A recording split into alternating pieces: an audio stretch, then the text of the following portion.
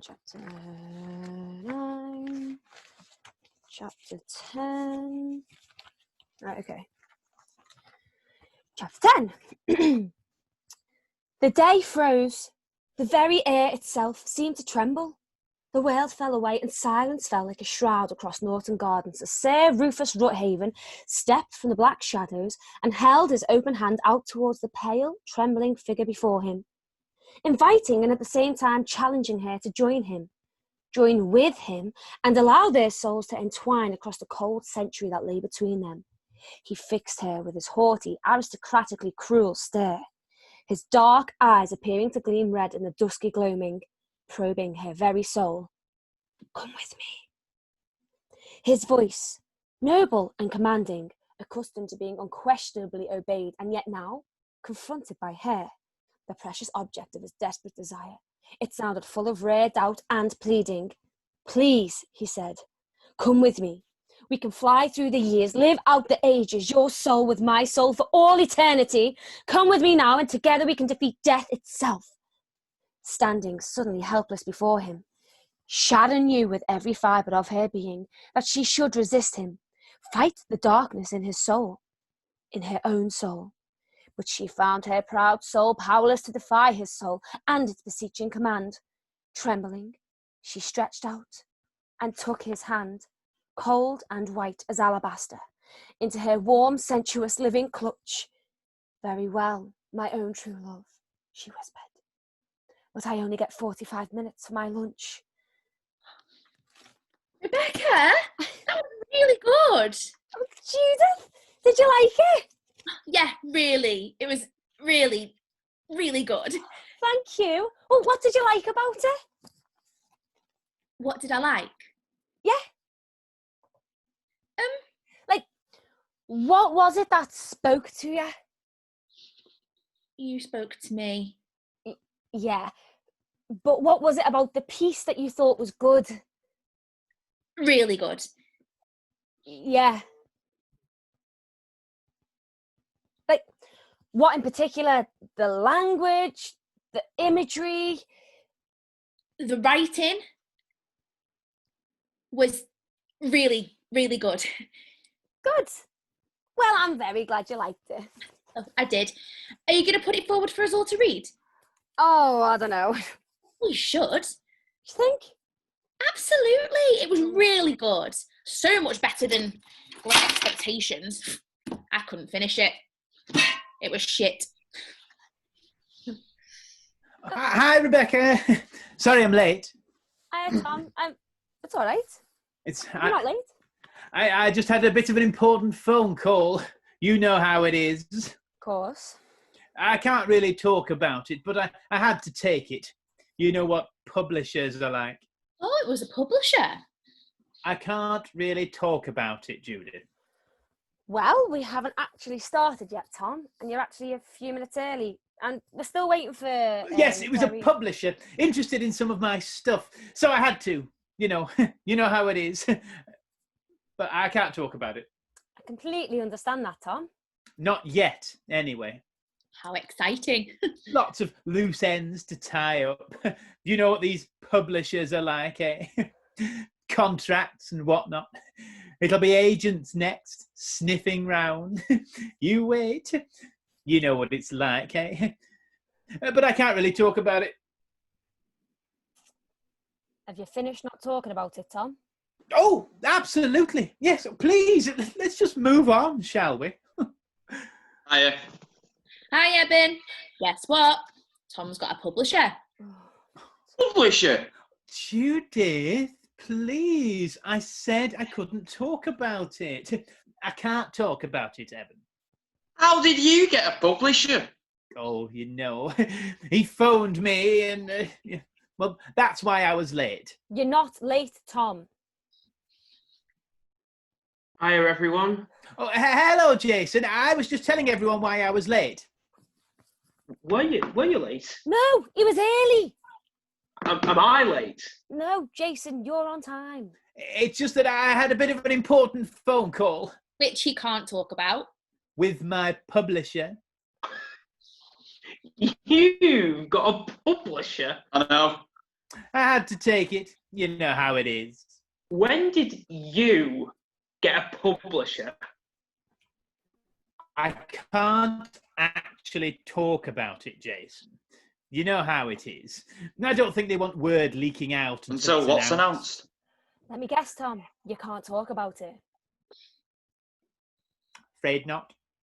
Fair enough. Well then, shall we get going? But seeing as how we're all friends here and strictly between ourselves, it's my parsimonious periwig. You what? My historical detective, parsimonious periwig, a Georgian gentleman investigator of high crimes and low misdemeanors. He's Russian. No, Georgian England. End of the Napoleonic Wars, 1830s. Because as my publisher was saying on the phone just now, which is why I was a bit late. Oh, you weren't late, Tom! Well, he was saying, because I was late, you see, he was saying that Victoria's been done to death, to which I said to my publisher, well, if Victoria had have been done to death, then it's a shame Parsimonious Periwig wasn't around, because he would have found the bloke who'd done it in no time. And how my publisher laughed. He laughed like this. Hello, everyone. Hi, Terry. You're late. Am I? But we hadn't started properly because everyone was asking me about the publisher who's interested in my parsimonious periwig. He's a Georgian gentleman investigator. That's parsimonious periwig, not my publisher. Master Periwig is a rake, master swordsman, man about town, who's equally at ease in high society at court as he is among the desperados and cut-purses of Cheapside and Limehouse. Sorry, Tom, but I think you're getting me confused with someone who gives a shit. Oh. I see. Well, good. Well, I shouldn't really be talking about it anyway. Then don't. Rebecca, Yes, Terry. I just wanted to say before we start, is there any way that we can choose us some better books to read? Better books? Yes. Because I know I'm new to the club, The literary circle. whatever, but can't help thinking that some of the things you've picked for us have been, well, how shall I say? Challenging, difficult, deep, complicated. No, I was going to say a bit shit. I see. Yes, I mean, this last one. Oh. Now, I admit I don't know the first thing about baseball, but frankly, I didn't understand a bloody word of it. Yeah, I tried, but I couldn't finish it. It was just some moany little get hanging round New York doing bugger all and whinging about everything. Well, it's sort of what Salinger intended. It's like a classic critique on the superficiality of modern day society. If you say so. And then there was this one. Oh. Mm. I don't even know where to start. Well, Zen and the Art of Motorcycle Maintenance is a metaphysical inquiry into values and the human condition. Is it? I do have to say, Rebecca, speaking as the owner of a moped, that one was disappointing. I struggled and then gave up. And Aspen, Oh, God.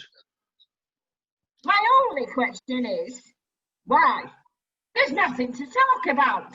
He's a nasty little sod who deserves a boot up the backside, in my humble opinion. I didn't manage to get through that one either. Right. Well, thank you for your comments.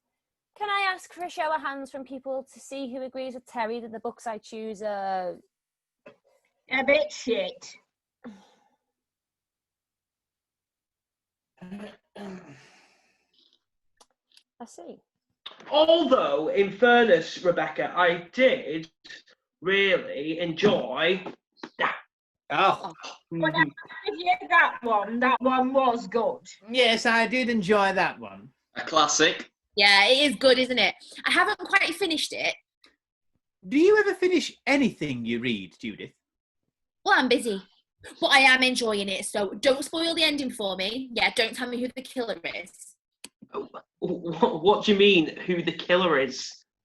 It's Jaws. Who do you think the killer is? Who do you think is going round eating all the people in the sea? Yeah, see, I don't know. Yeah, I think it might be the police chief. It's the shark. Is it? Yes. Oh. Oh, well, that's quite disappointing. I'd hoped there might be a twist. Right, everyone. Can I just say that I spend a lot of time and give a lot of thought into the club's reading list, and I endeavour to choose books that are going to help inform our own writing.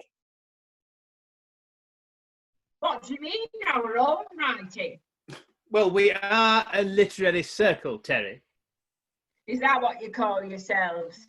We're all of us writing our own books. Typical, I might And guess. some of us are being published. Are you not writing a book, Teddy? Why would I need to do that? If I want a book, I buy it off Amazon. I don't need to write the bloody thing myself. So, Terry, if you're not writing a book, why did you join a book club? The literary circle. Well, I got chucked out the Amateur Dramatic Society. My pub quiz team got a lifetime ban after the national cheating scandal. And my murder mystery business went tits up. So, I thought I'd give you lot a go. And I like reading books. Just not shit books. Jeffrey Archer once said, there are no bad books, only bad readers. Except in his case, there's both. And I don't mind what I read, really. I'm easy. As long as they're not booky books. Booky books?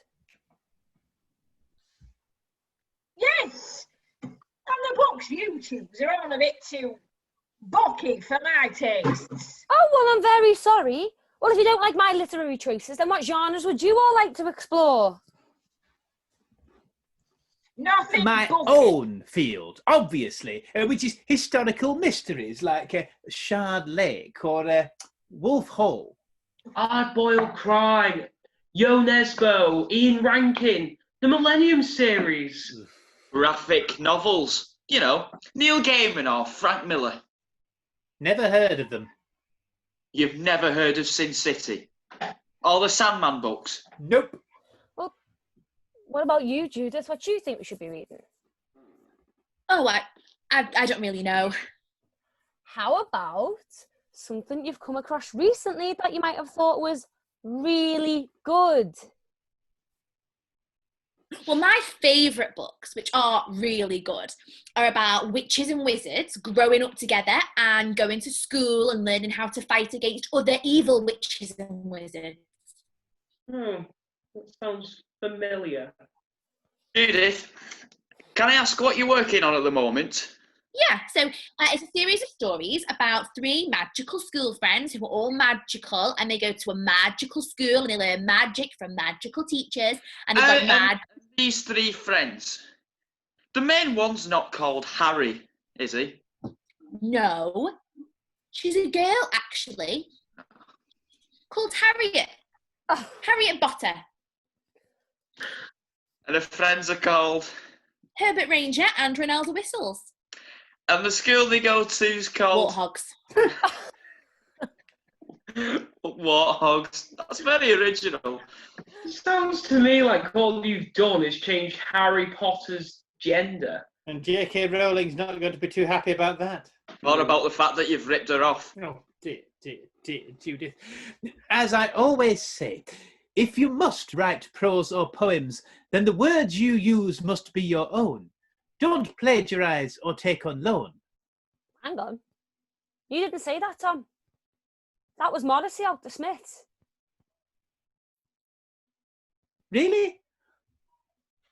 He may have said something similar. Oh, Tom. Nicking someone else's line about plagiarism. How low can you go? Anyway, what were we talking about?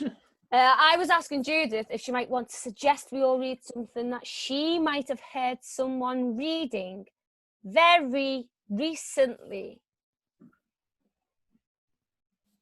Oh, I know. What was that thing you were reading, Rebecca, when I signed in? Oh, what? Oh, that thing. What was it? I don't know. Rebecca? Oh, it was oh, why don't you describe it to everyone, Judith? Well, it was not bad. You said it was really good. Did I? Yeah. Come on, Rebecca. What is it? Oh, it's just a little something I've been working on. It's something of yours. Now, I thought one of the rules of the circle was that we only read proper books. Well, how do you know my book isn't a proper book, Tom? And what constitutes a proper book, anyway? Well, in my book, a book is a proper book if it is published. And is your book a proper book? Well, Eben, I think you should ask my publisher that. Look, I don't mind if Rebecca's book isn't a proper book, as long as it's not a booky book. I'm sure it's not that. But how did Judith describe it to us? Not bad? She said really good. In fact, she said it lots of times. 6 times. Not that I was counting. But let's be honest here. Judith says everything is really good. Everything she manages to actually finish. Well, it was really good. See? Yes, but Rebecca, we've always agreed that we wouldn't put our own work forward to the circle. For some people, it's so it's not inflicted on others. And for some other people, it's so certain other people won't be influenced. And there speaks a man who nicks off Morrissey out of the Smiths. I know. Seeing as how Terry's the only one of us who isn't writing something of her own. For obvious reasons. Hey, No offence intended. Then why don't we all pitch our books to Terry and let her decide, and then we'll all read that. Excuse me, Eben, but I think I'm still the leader of this group. Literary circle. I started it. I am the curator and guide, and decisions like that have to be agreed through me, okay? Okay. Sorry, Rebecca. So do you agree? Yes, obviously, it's a very good idea. Excuse me. Point of order. I think the entire circle has to agree. Does the entire circle agree?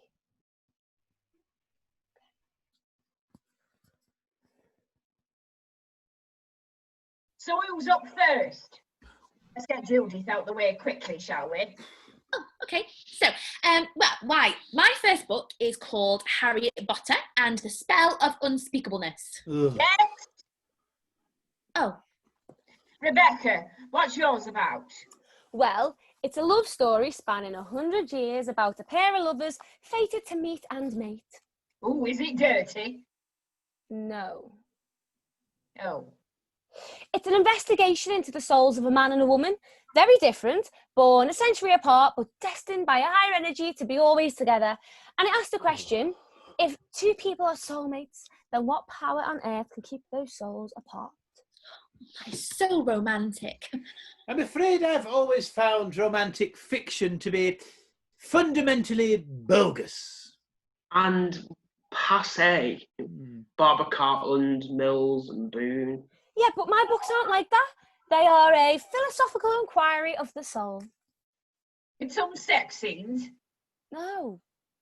Oh. So, how does it work? If your 2 romantic protagonists are born 100 years apart? Yeah. How do they meet? And fall in love. And have it off. Well, obviously they're vampires. Oh my No, Christ. right, okay. Only one of them is a vampire to start with. Lord Rufus Ruthaven, drop dead gorgeous, posh as they come, gets bitten in Whitby off Count Dracula in 1890, and then spends the next 100 years roaming the world in search of his soulmate. And who is this elusive soulmate? Sharon Spragg, ordinary girl, but stunning in her own understated way, works as a mortgage advisor at the TSB in Runcorn. So, Rebecca, have I got this right? One of them's an undead bloodsucker who preys on the weak and vulnerable, and the other one's a vampire. Do you know what, Jason? Us mortgage advisors provide a valuable service to our customers. Would I be right in thinking that this Sharon Spragg character is based on you, Rebecca? No. I've never worked at the Runcorn branch. However, I do believe that one should write about what one knows. And you know a vampire, do you? Oh, do you know what? Sometimes, Eben, you are depressingly literal. Well, I think it sounds really good. Thank you, Judith. So what's it called? Well, the first one is called...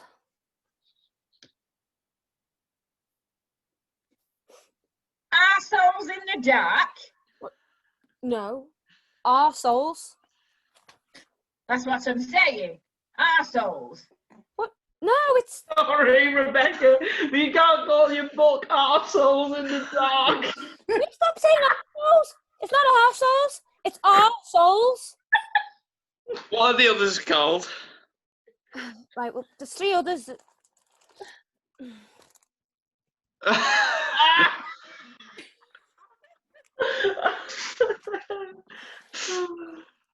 Other Our Souls. Oh, no. Oh.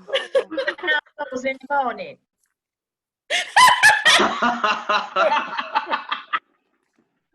I think it's a bit more work, Rebecca, love. Okay. Eben, Oh, yes, sorry. Well, do you know what? I think it's time we read a graphic novel. oh, you mean one full of sex and swearing and... No, Oh. no, a graphic novel is like a normal book, but with pictures. A picture book. Yeah, well, sort of. It's got, you know, like drawings. A comic book? You want us to spend our time reading the Beano? No, Tom, graphic novels are a highly respected literary form. For people who don't know how to read. The art of the illustrator can create an immediate connection between the reader and the story in a way that language alone cannot create. Someone's read a book. Or looked at the pictures. And these pictures, they're not explicit or mucky or shocking. No, No. So, is it all like Batman and superheroes? no, graphic novels can be about anything. The one I'm working on is set in a bleak, dystopian, featureless landscape. Like Middlesbrough. Worse. Bloody hell. In a future where there are no jobs, people are alienated from their communities. Politicians ruthlessly lie being controlled. Just how far into the future is this, Evan? Sounds to me like it could be the day after tomorrow. No, it's after the war. What war? The war where the biological vaccine was unleashed and everyone in the world sort of lost their flesh and muscles and, well, everything. You mean it's a world of skeletons? Sort of. But actually, they're more like stick people who live in Stick World. Oh. I'd be right in thinking you're not very good at drawing, Evan. Well, not great at people. Or animals. Or anything, really. Ah, yeah. But that's all part of the concept of Stick World, because, as I said, everyone in it has become diminished and eviscerated and... Easy to draw. Yes, which I will admit is a fortuitous side effect of the terrible biological war. But I think that's going to add appeal to the Stick World franchise. It's a franchise. It's going to be. I've got a whole series planned. Here we go. Oh.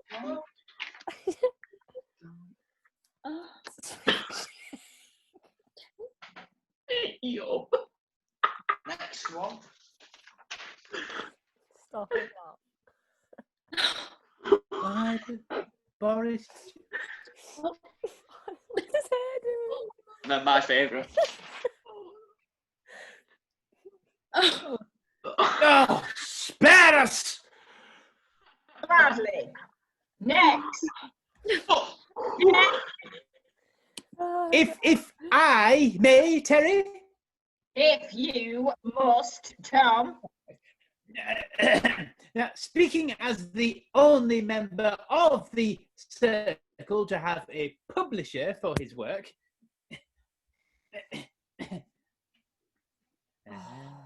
Just get on with it, Tom. very well. Well, I think the most appropriate thing for me to do is to read you the opening chapters and allow the quality of the writing to speak for itself.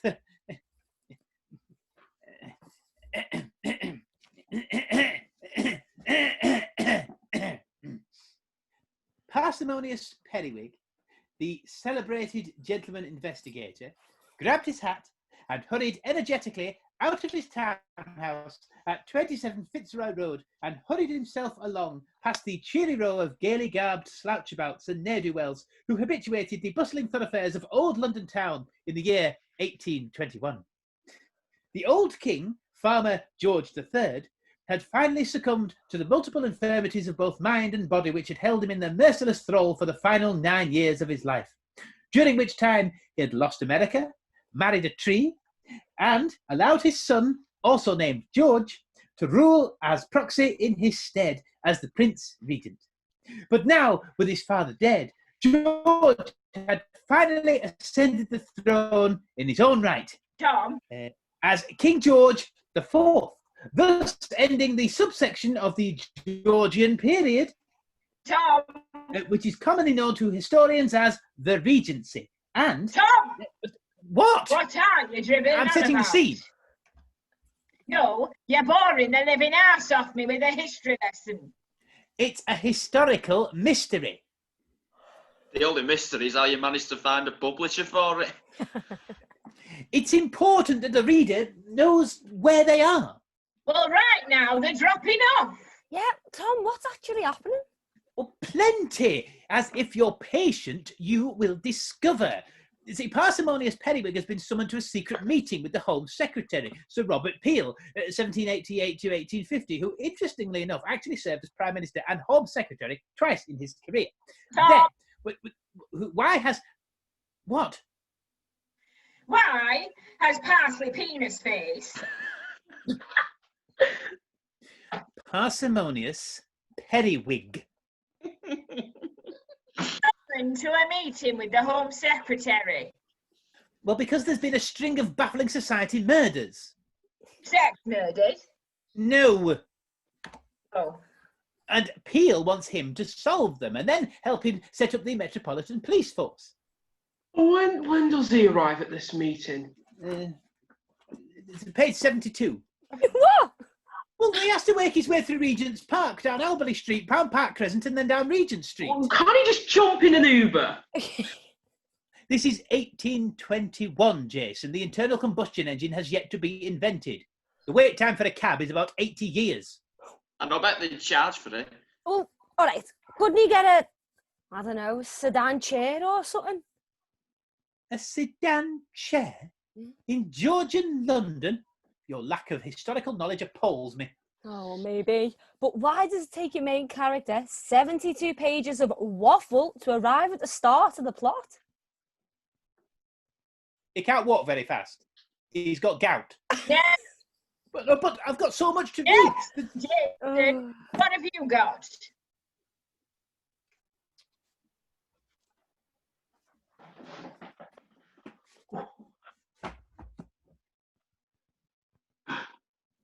Brent Crude is a man in a bad place. Is it Stoke? It's worse. Far worse. Bloody Nora. Who's Jason Parker? Your name's Clapper. Parker's my pen name, and Brent Crude is my alcoholic, defrocked Catholic priest, private investigator who works the mean streets of Ormskirk. There's nothing wrong with Ormskirk.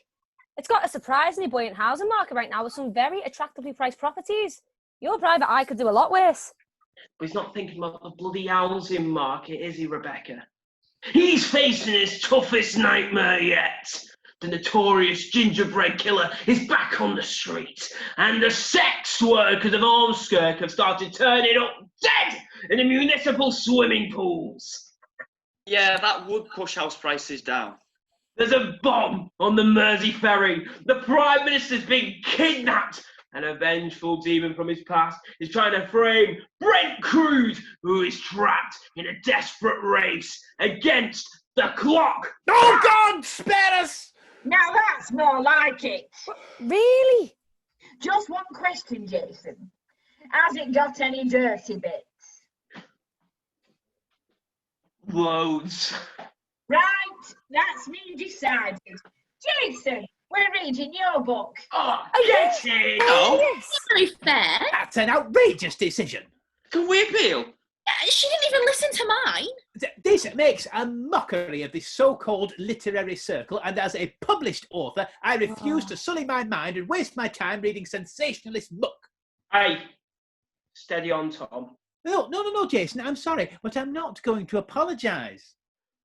Because whilst I've been wasting my time here, my publisher has been trying to contact me. Oh, stop going on about your bloody publisher, Tom! Yeah, I did prefer it when you couldn't talk about it. And look, he's emailed me and sent me his invoice. His invoice. Yes.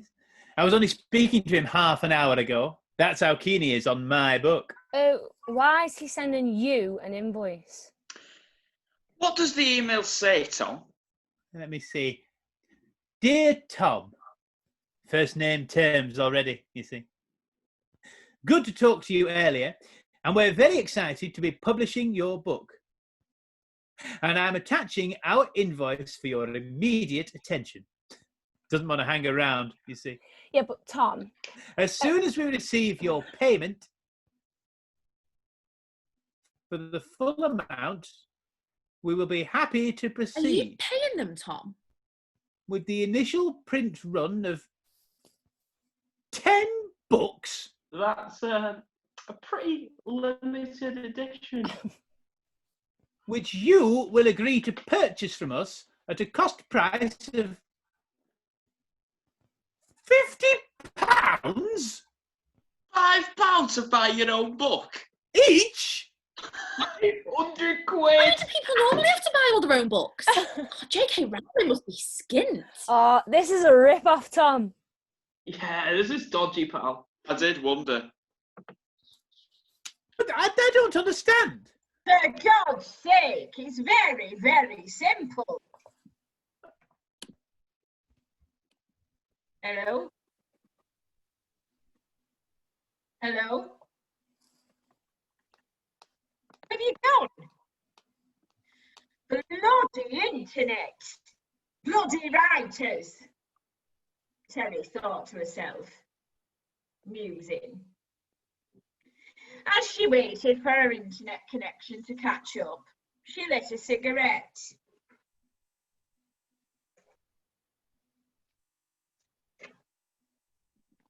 The flame from her cigarette lighter, looking like a cigarette lighter flame, or possibly the first spark of inspiration. Her creativity awoken, she wondered, to herself, but aloud, like they do in books.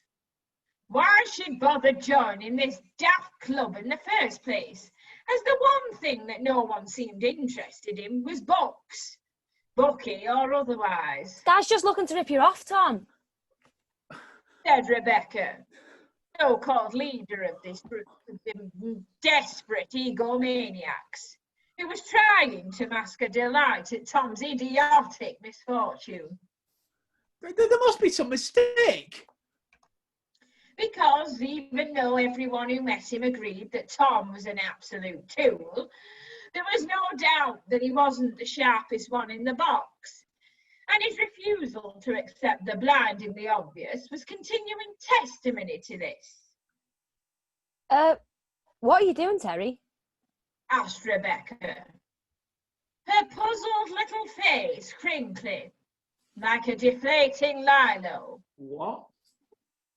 Jason expostulated, exasperated and irritated, typically overrated, but not ingratiated or even hyperventilated. What are you on about? Just an annoying tit, really. Confusion was starting to spread through the group, darting from person to person like a shoplifting dwarf in Lidl. Terry? Tom, the self-appointed twat of the group, whose glorious career as a published author had been as reliable as a Nigerian pyramid scheme, and had just crashed like Richard Hammond test driving a rocket, broke in, anxious as ever to hear the sound of his own voice, his buttery features taking on the countenance of a startled heifer who's sat down heavily on an unexpected dildo. Like Dylan's Mr. Jones, Tom knew that something was happening here, but he didn't know what it was. Will you Which was the story of his life, really. just stop it now? He snapped, as effective as a condom on a howitzer. Terry smiled to herself as she dragged on a cigarette. She was starting to enjoy herself. Next into the fray was Evan. Youth was only one of the many things wasted on this young man. As callow as a fetus and as dim as a single watt bulb. His opening salvo, was actually one of his most interesting and illuminating remarks. Why are you being so rude? Yes, Terry, I don't think you're being very nice. Sweet little Judith rushed to Evan's defence, like a mouse to a volcano. Self-effacing to the point of translucence, she emerges into conversations as uncertainly as an agoraphobic baby meerkat from its burrow, sniffing the air, and all the time expecting to feel the pang of a discursive down on her dense but brittle skull. Could you stop it, please? Yeah, it's not nice. Terry stared them down, watching as they both withered under her unflinching gaze and disappeared as fast as the media career of an unsuccessful candidate on The Apprentice. At this point, Jason broke in and unrailed Terry's poisonous diatribe. He was on to her, which was probably the first time a man had said that about Terry in years. Jason? Rebecca's furrowed lilo brow crinkled a little bit more. Was she starting to realise just what was happening to her precious little book club? It's a literary circle.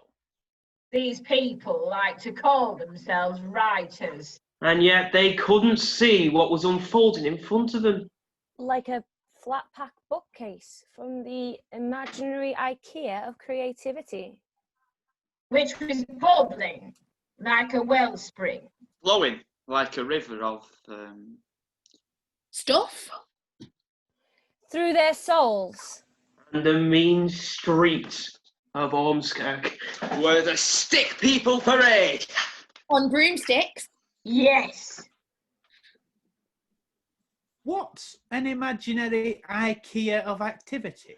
Oh, Tom, what am I going to do with you? What do you mean, do with me? You know, I might just have to write you out, give you up as a bad job and cut you from the next draft. The next draft? Of my book. What? Haven't you caught on yet? You lot, you're all just characters in my book. Are we? What book? My book that I'm writing. You're not writing a book. Who says? You said. That is true, Terry. You did say you weren't writing a book. Did I? Yeah. You might need to fix that in your next draft too. But what if I said I wasn't writing a book? In my book that I'm writing? What? What if I'm also a character in this book I'm writing? But my character is a character who's not writing a book. So you're not writing a book? No. She says she's not writing a book, but she's only not writing a book in the book that she's writing. So, if she's not writing a book, In the book. just who is writing this book? Me. I'm writing a book. Is that right? That's right. She's the writer. But I'm only the writer in the book that she's writing. And that we're all in. So what's it about then, this book of yours? Here's. That she's writing. It's about... A book club. Yes. Can't it be a literary circle? No. And what happens? Well, everyone in the book club Which is definitely not a literary circle. is writing a book. Except me. I'm not writing a book. In the book. But you lot all are. Well, in that case, how do you know that you're not a character in my book? Because if I was in your book, Evan, I'd look like a bloody stick. So, we're all writers Yeah. in a literary circle. Book club. Yeah. So, are we reading this book? You mean the book we're in? Yes. No. Well, why not? I'd love to read a book I'm in. But you never finish any book you read. Well, that's okay. Particularly if I die in the end. Do I die in the end? You'll have to read it and find out. But don't you know? No. Why not? Because Teddy's writing it. And maybe I haven't finished it yet. Who knows? But if What you're not happens if you writing don't finish writing it? Now If look, you haven't Oh, finished it. Just abandon. Can you Please ever explain finish to me it? what's going What's on. happening? Terry ground out her cigarette as the static images of her hapless characters, frozen by a rubbish internet connection, started disappearing one by one. Her book was off to a promising start. It was certainly miles better than any of their bloody terrible ideas, she reckoned. Although, maybe on reflection, she reflected reflectively. Maybe it was all getting a bit too booky.